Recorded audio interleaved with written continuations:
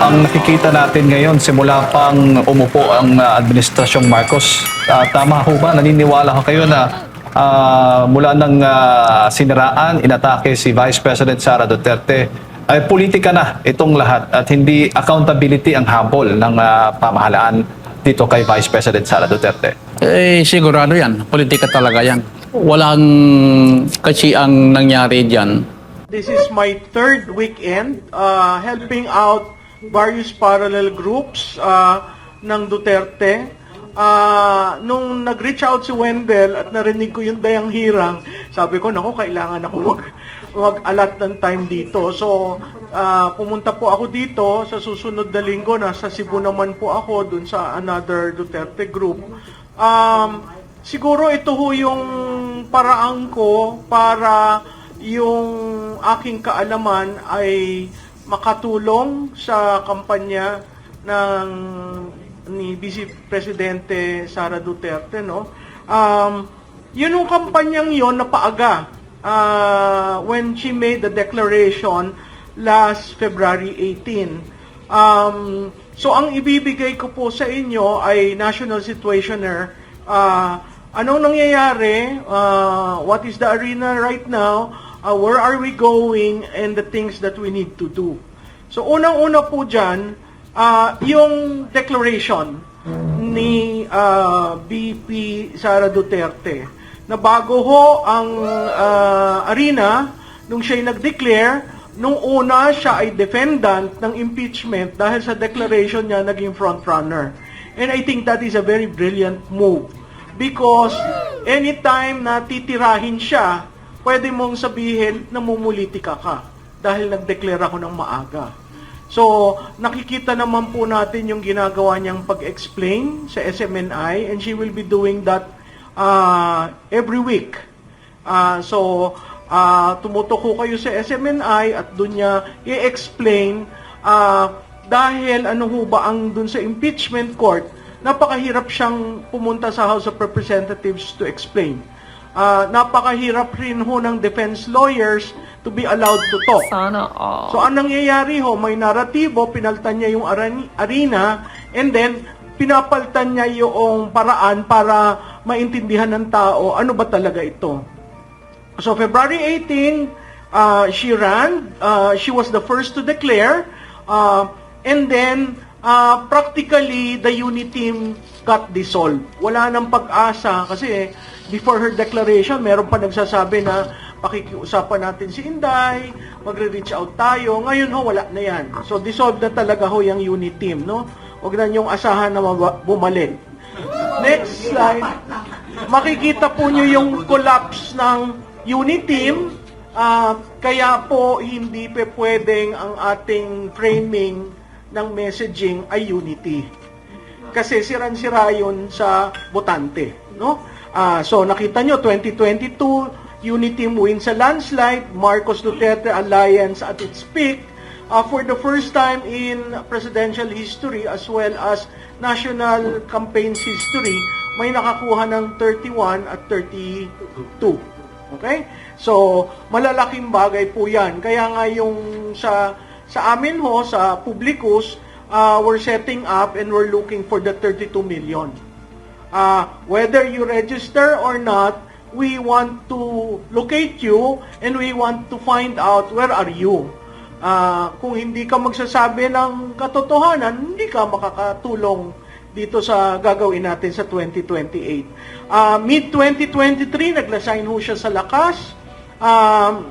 Tapos, nakita na natin yung cracks. No? June 2024, Sara resigns as Education Secretary. That was 19 June. So, it was actually 1 year in office. So, makikita nyo na at nag-resign rin siya sa NTF-ELCAC kasi she was appointed by the President to be co-chair.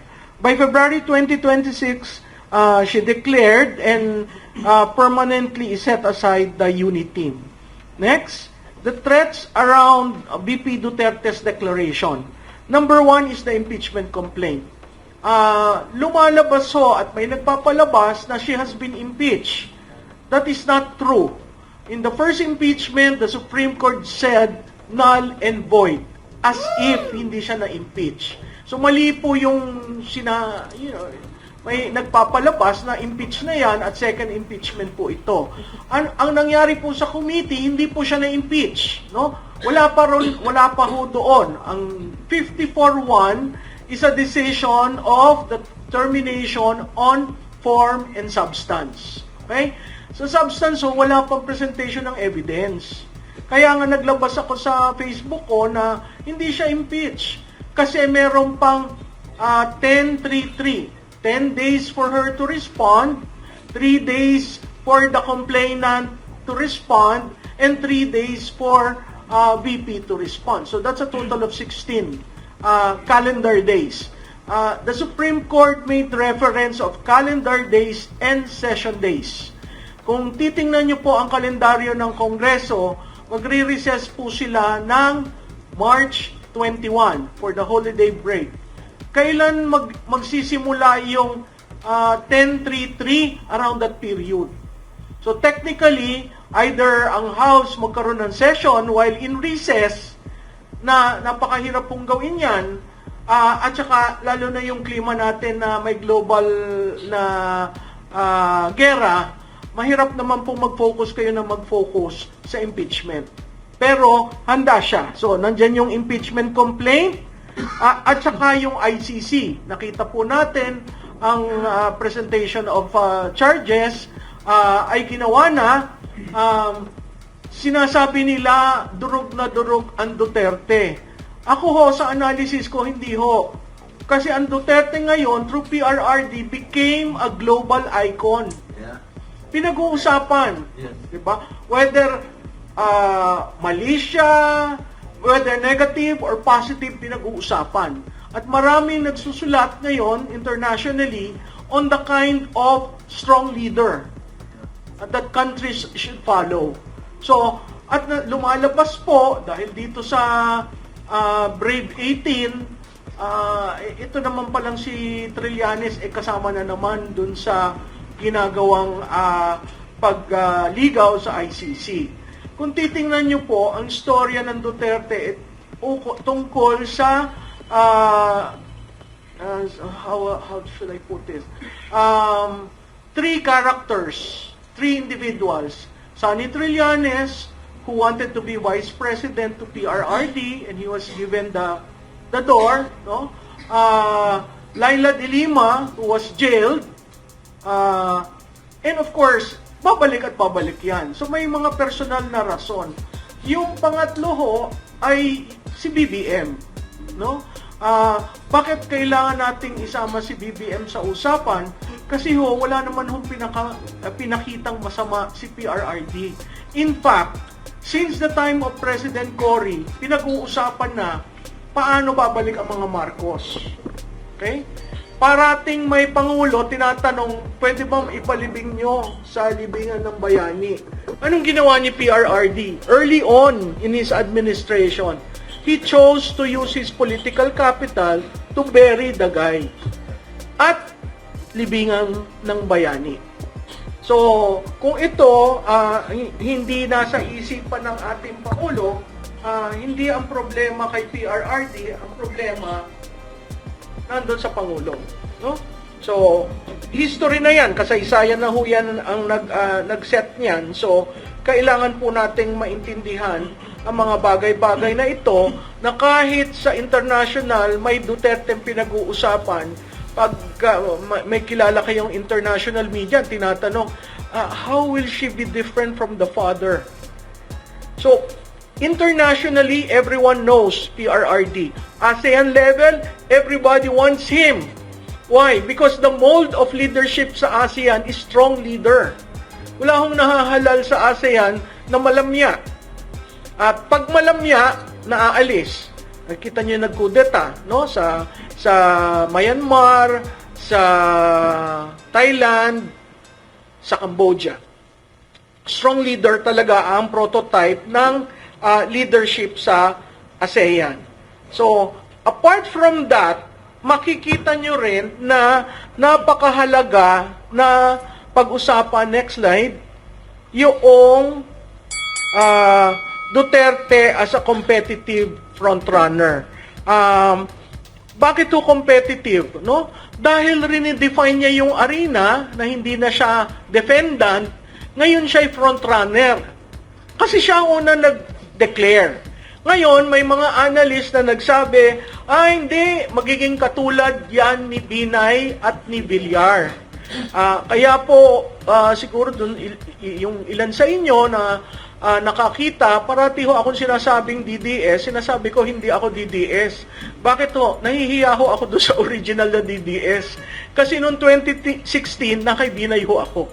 Si Binay yung kandidato ko. Yun yung first time ko nakikita si PRRD sa mga debates. Parati ho niya ako linoloko na parati ho ako may dalang mga box at folder. Sabi niya, Day, ano yan? Sabi ko, sir, platform ho namin. Alam mo, wala akong platform.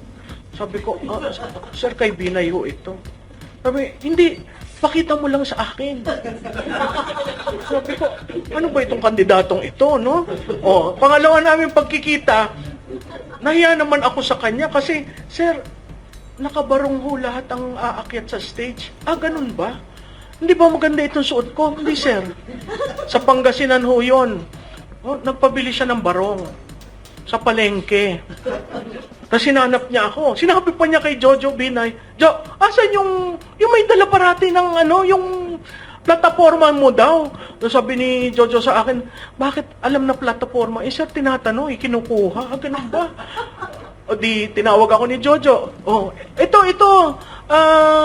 Digong, ito si Malu. Di formally, nagkakilala kami. Doon sa debate sa Pangasinan. Sabi ko, sir, ba't mo ko hinahanap? Papakita ko sana yung barong ko. Suot na niya. Tapos sabi ko, sir, parang kita ko yung kamisa chino nyo. Ay, hindi ba ito maganda? Ay, sir, si Mayor Jojo, ang daming dalang barong. Si BP Jojo, ang daming dalang barong. Ganun ba? Bakit ho? Kasi yung barong niya, lampas, mahaba. Tapos yung t-shirt niya, di ba, pag sa barong, nakikita. Tapos naka-maong ho siya. So sabi ko, sir, ibaba mo yung t-shirt mo para hindi, ganun ba? May ganyan-ganyan. Alam mo naman sa amin, wala kaming ganyan-ganyan. Sabi ko, sige. Pagkatapos, sir, huwag mong i-roll yung barong. Bakit Makati? Kasi sir, cheap yung binili mo. Hindi ba kakatihin ka kung galing sa palengke? So sabi ko, pero nakabarong ako, ha? Oo, sir, pero hindi, parang okay na yan. Basta nakabarong ako. Sige. Yung sunod na pagkikita namin sa debate rin, nung ayaw lumabas ni BP Jojo, sabi niya, Day, ano ba yung iyong kliyente? Ba't ayaw lumabas? Sir, kasi magpe-present kami ng data. Wala ng data. Tinan mo ako kung magtanong. So, yung pagiging kilala ko sa kanya sa debate, yung first debate, na lahat kami nakunan ng litrato ng GMA7 na nakanganga.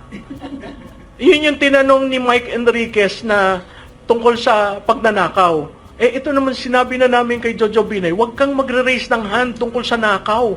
Any reference, huwag kang magre-raise. Nag-raise ng hand. Sabi ko, ano ba yan? So nakunan kami nakanganga. Okay. Tapos nakita namin yung sequence, magtatanong pala kay Miriam si Digong. Sabi ko, okay to. Lahat kami nagulat na nag-embrace sila. Ano ang tinanong ni Digong? Miriam, how are you?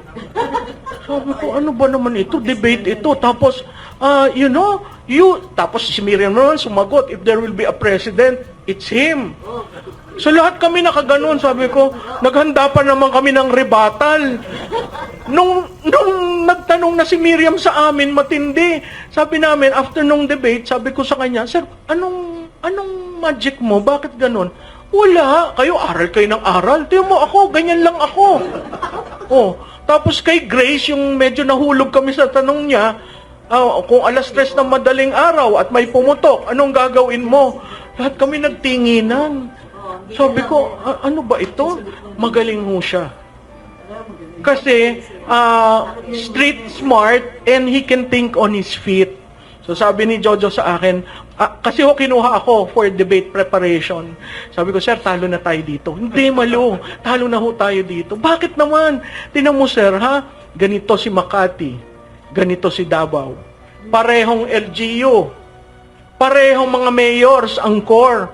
Naku, nakita ho namin sa survey namin, unti-unti kami nahuhulog. Tapos yung linya na unti-unting tumataas, si Duterte. So sabi namin, ano ba namang style nito? Tinapon niya ang playbook sa pananamit, sa pagiging kandidato, sa panliligaw. Talagang tinapon niya. Tapos wala naman siyang pondo sa ads. 'Di ba? Lahat nasa social media. Tapos, alam mo niyo what broke our back? It was the BGC rally. Kasi sa BGC, late na siyang dumating, hinihintay siya ng tao. Yung sabi ni Jojo, nasaan kayo? Sir, nandito kami sa BGC. Anong ginagawa niyo dyan? Tinitingnan ho namin reaksyon ng tao. Bakit? May iba pa bang reaksyon? Sir, naghihintay sila, walang pakain, walang patubig. Late na siya ng parang 5 hours, 6 hours. Pero nandun yung tao. So sabi ko, mahirap ito. So ang usapan na lang namin ni Jojo, kasi umalis na ho nun si John Vic. At kaya ko sinasabi si John Vic, dahil yan ang isang pangalan sa 2028. Iniwan niya ho kami. At ang role ko, para siya sabihin, wag mo namang gawin yan kay Jojo.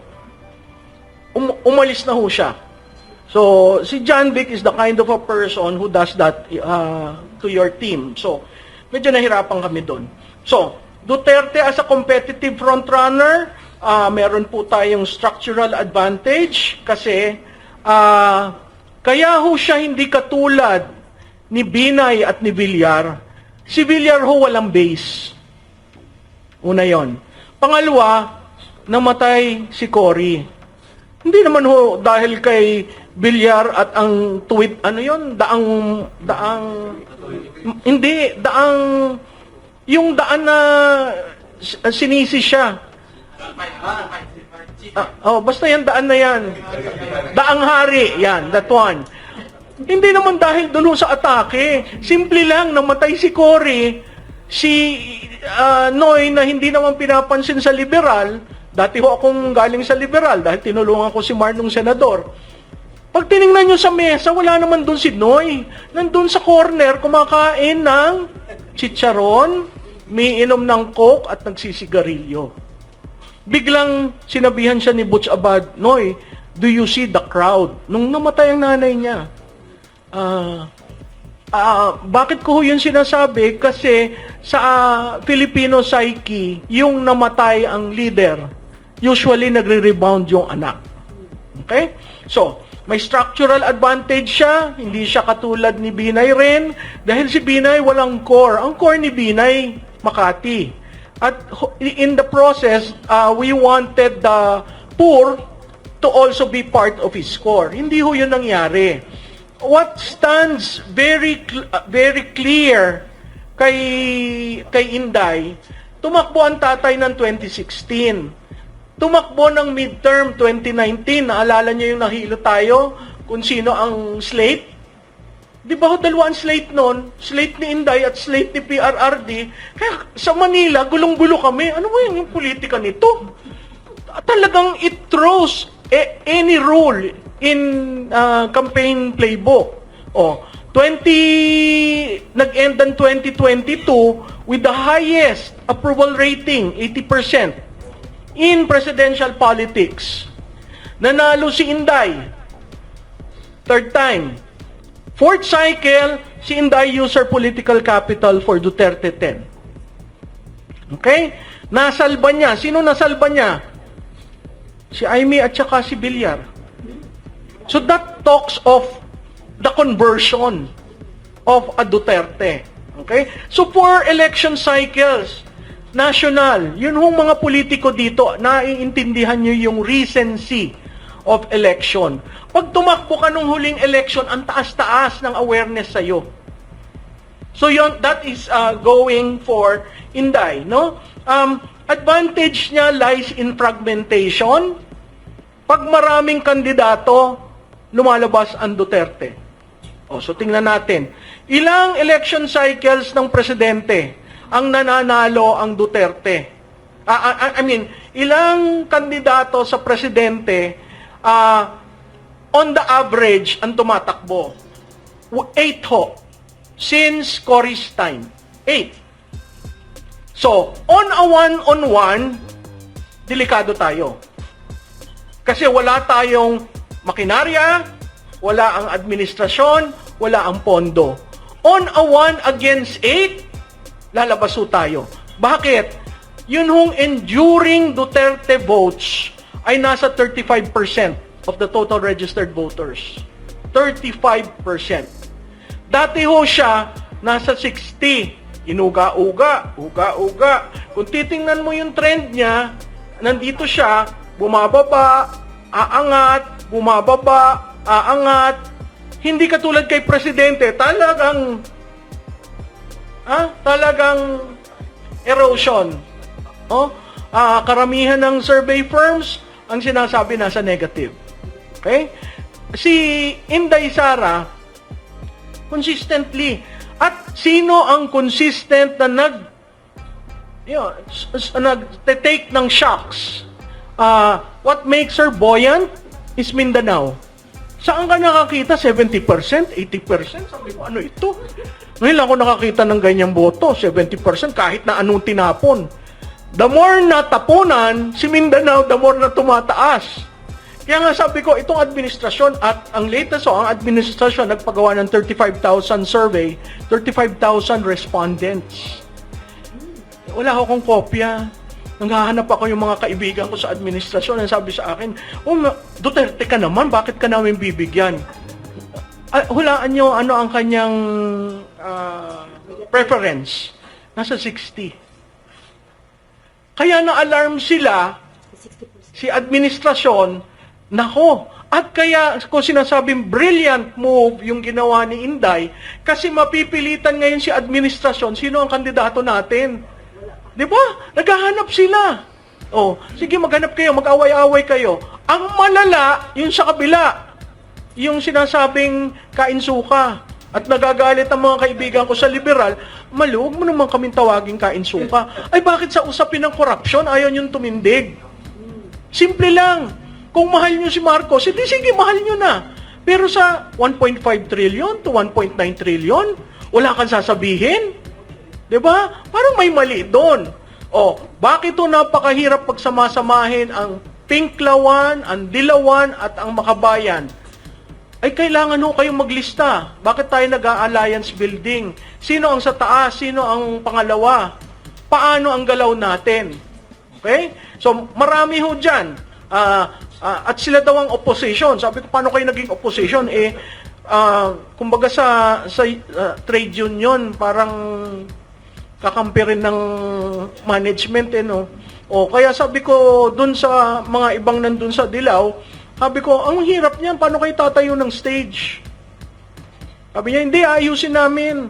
Magkakaroon kami ng kandidato. Pero hindi kayo opposition. Si Inday, anti-Marcos Black. Klarado. Di ba? Ang kalaban natin si Marcos. Ang gumigiba sa kanya si Marcos. Ang ekonomiya kaya ganito si Marcos. Ang peso kaya nag-59 na ho kahapon ha. Naghihintay ako ng 60 si Marcos.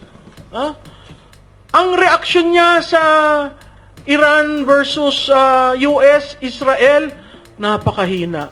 Si Inday, meron siyang 1, 2, 3, 4, 5. Para sa kaalaman ng ating mga kababayan, si Ginoong Mark po ay naging commissioner ng Games and Amusement Board mula noong 2017 hanggang 2021 at naging barangay chairman. 3 termino po ito dyan po sa R. Castillo, Agdao, Davao City at naging direktor ng Liga ng mga Barangay. At siya po ngayon ay numero 1 din po siyang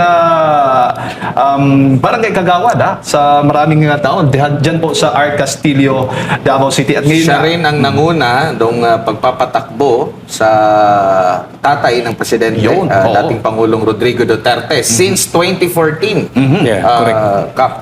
At ngayon Kap, ay sinusuportahan naman po ninyo itong ang pagdideklara ni Vice President Sara Duterte na tatakbong Pangulo sa 2028. Bakit po ninyo pinaniniwalaan na si VP Sara Duterte ang susunod na Pangulo ng bansa?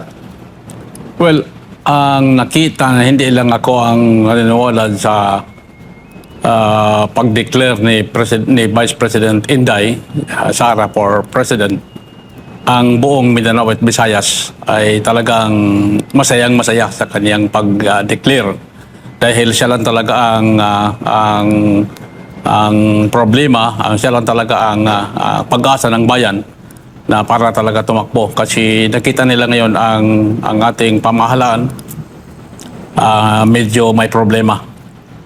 Kung sabihin natin may problema dahil iba ang kanilang desisyon, iba ang kailang mga pananaw, iba naman ang pananaw ng ating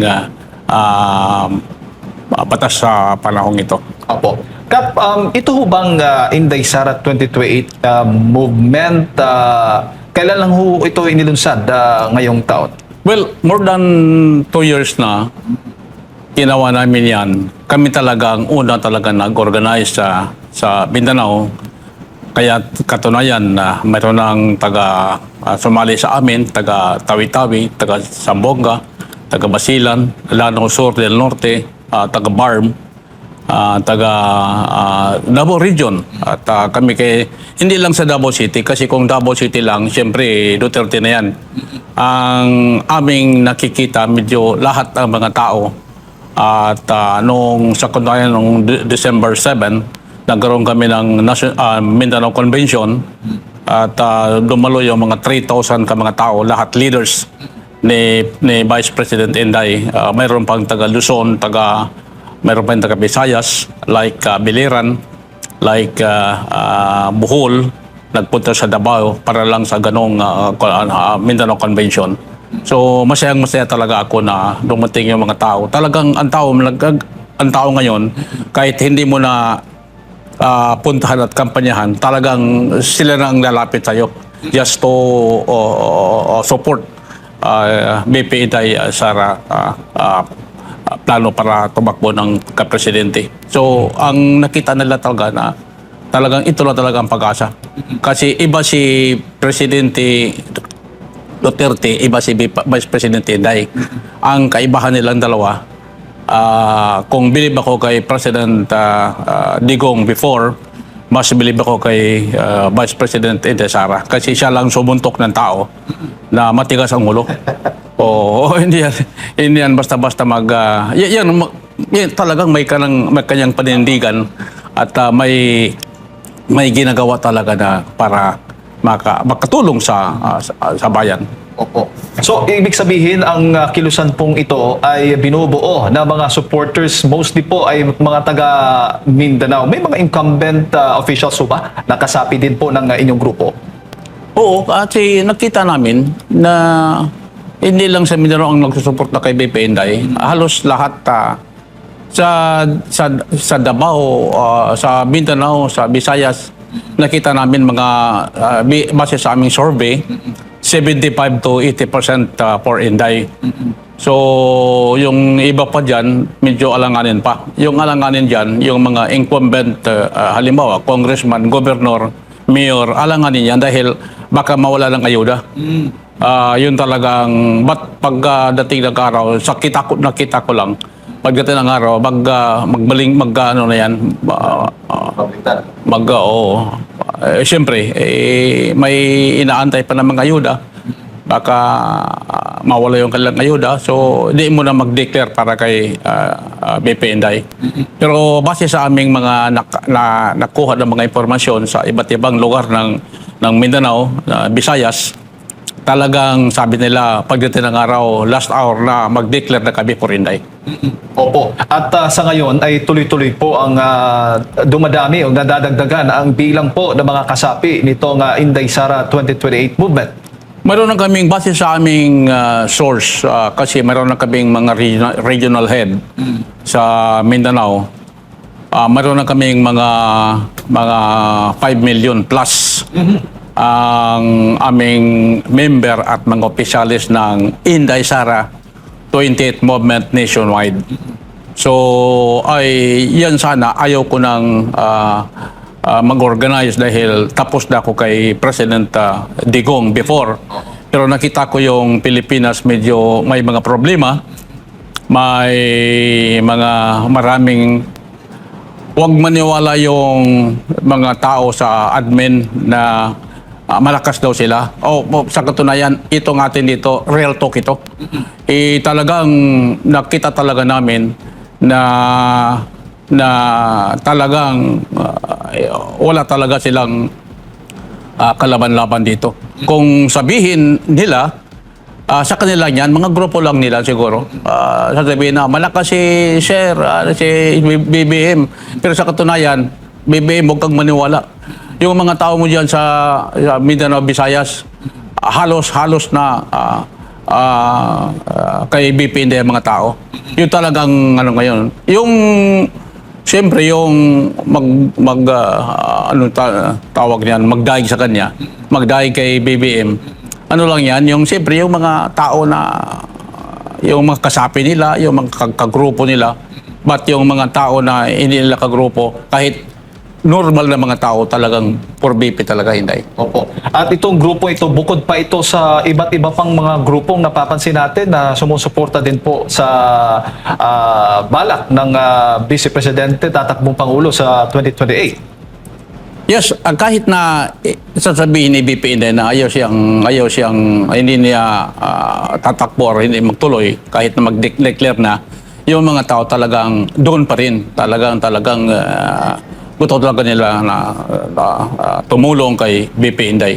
So kung magkita ni BP Inday na medyo ang tao talagang pabor sa kanya, siguro wala nang magawa yung tao. Sabi, noong panahon ni President Duterte, sabi niya, ayaw niya tumakbo kasi daw, Davao daw, and then maging presidente, imposible naman. Pero sabi ko, Mayor, kung gusto ko ng mga tao, wala kang magawa. Kailangan talaga, gagawa ka talaga ng solusyon para matulungan ang mga tao. Opo. Kap, may ilang reklamo po impeachment complaints na inihain po laban kay Vice President Sara Duterte dyan po sa Kamara. Sa inyong pananaw, may sapat ho ba itong ebidensya laban po sa Vice Presidente, ang reklamo ito? Kahit walang ebidensya o may ebidensya, talagang ituloy talaga nila. Kasi sila lang pinagtulungan si BP Inday. Yung mga ano dyan, mga nagpursige talaga, impeach talaga. Yun ang may mga problema sa buhay. Huwag kayong, pero yung mga tao ngayon, ilan ba yung ilan congressman dyan? Hindi ko man sasabihin na lahat ng congressman ay talagang against kay BP Inday. Pero nakita ko naman yung ibang congressman talagang nagpakiramdam muna sila. Ano talaga ang gagawin talaga. Kung sasabihin natin yung mga congressman nag-propose para sa impeachment, yun talaga ang mga tao na talagang kumakalaban na kay BP Inday dati. Pero anong pulso ng mga taga Mindanao pagdating po dyan sa impeachment complaint sa itong mga aligasyon, mga reklamong inihain laban po sa Vice Presidente? Walang maniwala doon sa impeachment na yan. Wala silang maniwala kasi kung tingnan mo, konti lang yung problema ni BP Inday, mas malaki ang doble-doble pa ang problema ni BBM. Pero hindi ni BBM pinapansin yung mga tao. Sa katunayan, may mga 18 Marines na nagreklamo. Sila parang naghatid ng pera o ganun. Pero baliwala yan. Yung mga nagproblema diyan sa kanya mga kalyado, baliwala rin. Yung problema, kasi ang target nila talaga, ipin down talaga si BP Inday para pagdating sa 2028, hindi talaga makatakbo. Ang mga tao dati, sabi nila, kailangan sirain namin si BP Inday. Noong hindi pa si Inday nag-declare na tatakbo ng presidente, para madismaya at mawalan ng gana para hindi na mag-declare na tumakbo. Pero ngayon, nung pagtakbo na ni BP Inday, nag-declare na natatakbo ng presidente, sabi ng mga grupo, good luck daw. So, ibig sabihin, ang sa kanila, pabuhay dugo na sa amin ba, kung na lang nga siya, lupa de espiritu, tapos pabuhay dugo na lang. So, yan ang nakita ko talaga sa buong Mindanao, Visayas. Bago ko ipasok kay partner Admar, Kap, nakatulong itong maagang pagdideklara nga ni Vice President Sara Duterte para sa 2028 dahil nagkakaroon na kayo ngayon ng direksyon. Di tulad dati, hindi nyo alam, tatakbo hindi. Pero ngayon, mas malinaw, mas maganda at mas advantage sa inyo dahil mas maaga din kayong makakapag-prepare. At sa kabila nga ng mga aligasyon, Kap, nananatili, nakikita po ninyo, nananatili yung suporta ng mga taga Mindanao, ng mga taga Visayas, o maging ng mga taga Luzon kay Vice President Sara Duterte. Yan ang nakita ko. Kasi nag-declare si BP Inday ng maaga para tumakbo ng bilang presidente. Medyo natahimik yung mga tao. Dati, sabi ng mga kagrupo ko na pupuntahan namin, may meeting namin, talaga bang totoo ba talaga tatakbo si BP Inday? So, hindi pa maliwanag yung ganon. Nung tumakbo na, nag-declare na natatakbo talaga, sabi ng mga tao, ay yun ang gusto namin. So, yun ang gusto namin, talagang all-out support na kami kay BP Inday. So hindi ako kandidato. Ang akin lang, tutulong tayo kay BP Inday. Kasi mahirap na ang Pilipinas, medyo ang Pilipinas ngayon, medyo tagilid na sa Bisaya pa. So anong gagawin natin? Kung anong ginagawa ni President Digong dati, siyempre gagawin pa rin ni BP Inday at sobra pa dyan ang gagawin. So yun ang binabantiyan ng mga tao sa Mindanao. Hindi lang sa Davao. Hindi ako believe kay BP Inday dahil taga Davao, hindi taga Mindanao, ating kaibigan pa, kundi believe ako dahil sa kanyang pamumuno sa naging mayor pa ng Davao, naging vice mayor ng Davao, naging mayor, so tested na, naging vice presidente. So next step, presidente na talaga. Kap, magandang umaga, may buntag. Balikan lang natin yung kasi maraming mga maiingay sa social media, kini-question yung kakayanan ng vice presidente, pati nga yung kahit na mataas yung grado niya, kini-question, wala naman siyang nagagawa.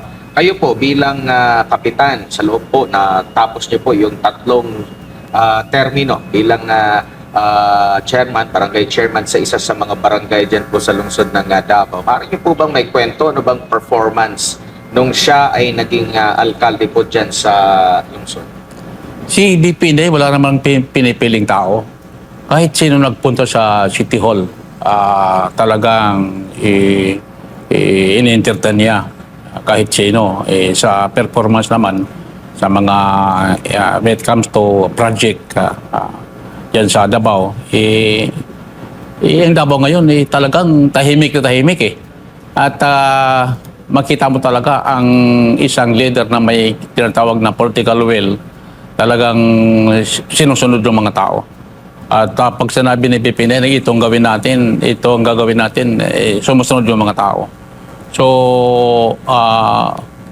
sa naging alkalde si BP Inday sa Davao City, walang masabi yung mga tao. Siyempre, kung yung hindi talaga yung taga Manila magpunta ng Davao, kung anong sasabihin, kahit anong sasabihin talaga, hindi talaga maniwala yung mga tao. Kasi yung taga Manila magpunta ng Davao, halimbawa, sasabihin na ang Davao ay matraffic, ang Davao ay hindi tahimik masyado ang Davao, medyo nagkagulo. Huwag kayong maniwala dyan. O, dito sa Manila ang gulo dito. Dito sa Manila ang problema ng mga tao. Yung mga traffic, mass traffic dito sa Metro Manila. Walang hindi ma-traffic ang Davao City. Normal lang talaga kung may mga issue. Alam mo naman, kung wala kang issue ngayon, talagang gagawa nga ng issue para may mga masasabi ang mga tao. Pero sa totoo lang talaga, 100%. Kaya si BP Inday, sinasabi ng mga tao na dapat tumakbo ng presidente pag manalo na, baka ito na magbago na ang ating bansang Pilipinas. Huwag kayong maniwala sa mga tao na sasabihin si Marcos sa Mindanao at Visayas malakas. Wala yan. Hindi malakas yan. Huwag kayo, Mr. Marcos, huwag kang maniwala sa mga tao mo. Yan sa Mindanao, sa Visayas. Yung sasabihin talaga ng mga tao mo na malakas kasi tao mo yan eh. Pero yung ibang tao na pangkaraniwang tao lang ang puntahan ninyo, tanongin ninyo, talagang wala talaga. Makita mo ngayon sa survey. Sa Mindanao alone is nakita ko sa Mindanao, hindi lang sa Davao, Mindanao talaga. Mga 75 to 80% ang rating ni Inday. Another ang Visayas. Ang Visayas ngayon kasi meron tayong leader sa Biliran, meron tayong leader sa Bohol, meron tayong leader sa Cebu, sa Dumaguete, meron tayong mga leader diyan. So ako sa totoo lang talaga malaki ang aking pasasalamat sa mga tao. Talagang sumusuporta. Kahit hindi mo puntahan yung tao, talagang mag-indi talaga yan. Kaya ang ginawa namin, yung mga tao dyan sa Mindanao, sa Visayas, kami for Inday. Anong gagawin namin? Kaya ito ang movement ginawa natin para may lapitan ng mga tao. May mga tao sasabihin na pupunta kami sa iyo para tumulong kay PP Inday. Ipakita namin ang aming tulong through itong movement na ito. Inday Sara 28 movement nationwide yan. Ako ito, real talk ito. Sasabihin ko sa inyo ang totoo. Wag natin yung tama, wag natin imali. Dapat yung anong nangyari, yun talagang totoo sa nangyari sa Mindanao, Visayas. So, ang nakita ko ngayon dito sa Luzon ay pupunta ko sa mga leaders dito sa Luzon. Sa katunayan, partner ko si General John Abier at mamaya mag-usap kami para dito sa movement na ito. Ang Visayas, Mindanao, walang problema sa ating mga leaders diyan. Mayroon tayong regional head sa mga bawat region ng Mindanao. Region 9 si General Binang Adjerel ng Hulo-Sulu. Region 10 si Cesar Raman ng Iligan City. Region 10 yan. At buong Region 10. Region 11 si Danny Lopez sa Region 11. Sa Region 12 si General Salisalimangon. Ang Region 13 si Arnie Plaza sa Surigao at BARM si dating board member si Bong Lidasan. So hindi lang yan, marami tayong mga leader at mga supporters diyan sa Mindanao. Talagang natutuwa talaga ako dahil ang mga tao talagang kahit na hindi mo puntahan yan, kahit na hindi ka magsabi na hindi tayo, ang hindi talaga nag-organize na mga tao. So maraming salamat sa mga supporters talaga. Ako talagang natutuwa talaga ako. Tumataba talagang puso ko para sa pagtulong kay BP Inday. Opo. Kapitan, balikan ko lang yung naging performance ng Pangulo. Nakikita niyo po ba sa kanyang karanasan bilang abogado na rin, nasasapat na ito para pamunuan ang Pilipinas? At nakikita niyo rin po ba na kagaya ng dating Pangulong Rodrigo Duterte na nag-umpisa sa local level, nakayanan na mapamunuan ang isang buong bansa? Ang nakita ko, una, yung kay President Rodrigo Duterte, before naging mayor yan, talagang nakita ko na may political will talaga.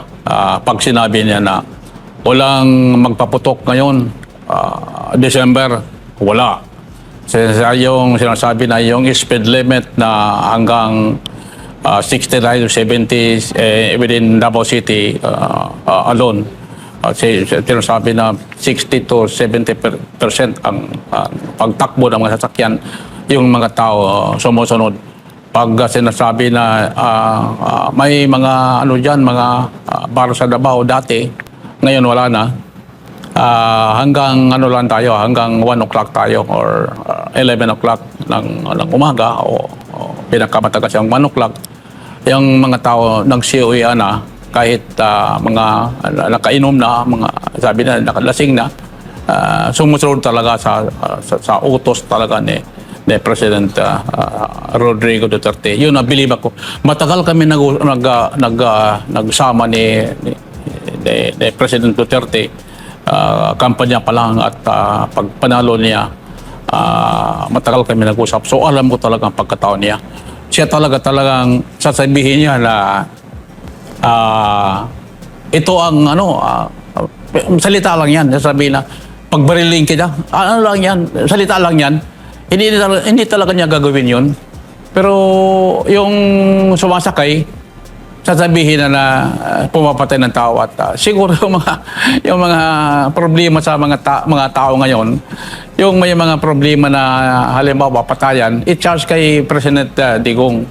Yun talaga ang mahirap sa mga tao. At hanggang talagang gagawa talaga ng issue nila, gagawa ng issue para matotoo talaga yung sinasabi. Alam mo, pag anong sinasabi, magbalik-balik yung hindi totoo, nagkatotoo na yan. Kasi binalik-balik na yan, sasabihin ng tao, baka totoo na ito kasi matagal na sinasabi ito. Pero sa totoo talaga, ganyan talaga si President Digong magsalita. Sa katunayan, mas maganda pa si BP Inday, nakasuntok pa ng tao sa yung tao na talagang matigas ang ulo. Yun talaga. Kasi kung leader ka na, wala kang bayag, wala kang prinsipyo, wala kang panindigan, siyempre, sira ka talaga. Opo. Hindi talaga maganda ang ano mo. Opo. Balikan ko lang po, bilang panghuli ko lang po, Ginoong Mar, no, Kapitan. Dito po sa mga problemang kinakaharap ng ating bansa ngayon, ano pong nakikita ninyo na mga problema ngayon sa bansa na dapat nang matutukan sa lalong madaling panahon kasi lumalala na? Alam mo ang problema dito sa ngayon, ang droga natin. Oo, ang ating peace and order. Ang corruption ngayon ang number 1. Ang corruption ngayon kasi kung mag-corrupt ka ngayon, kaalyado ka, hindi ka pwede instruction na medyo ang Pangulo ninyo, pabayaan ka lang. Pero yung mga problema na kunting problema, doon talaga i-focus kay BP Inday talaga. Tulad ngayon, may problema ang ibang bansa. Ano ba ang ginagawa ng gobyerno? Pasyal ng pasyal. Binabaliwala yung problema ng doon sa gitnang silangan. Pero dito sa Mindanao ngayon, sa Pilipinas, ang focus nila talagang i-impeach talaga si BP Inday. Tulad noon ni kasi taga Davao ako, nangyari kay Pastor Kibuloy. Wala naman talagang silbi yung ginagawa nila. So yung tao na walang kasalanan, ginagawa nila ng kasalanan. Pero sa totoo lang talaga, alam ko talaga yung pagkatao ni Pastor Kibuloy kasi magkasama kami sa Davao, magkasama rin kami sa Malacanang nung panahon ng Otiking. So, nakita ko man talaga medyo wala na bang problema kung ating pag-usapan ng pagkatao ng tao. Opo. Kap, ang nakikita natin ngayon simula pang umupo ang administrasyong Marcos, tama ho ba? Naniniwala ka kayo na mula ng siniraan, inatake si Vice President Sara Duterte, ay politika na itong lahat at hindi accountability ang habol ng pamahalaan dito kay Vice President Sara Duterte? Sigurado yan. Politika talaga yan. Walang kasi ang nangyari dyan. Sa katunayan, mayroon namang i-propose nila na iba't ibang uri ng batas na pwede nila kasi ngayon ang batas natin gumawa din sila ng ibang batas na sa kanila, yung batas nila. Kung anong gusto nila, yun talaga masusunod. Nakita ko na siyempre politika ang nangyari sa ating bansa ngayon, lahat-lahat. Kaya nung ako for Marcos ako dati dahil kay yung sa Unity.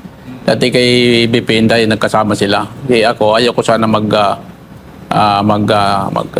tulong kay Bongbong Marcos, pero sa may kasama sila ni BP Inday, tumulong na lang ako.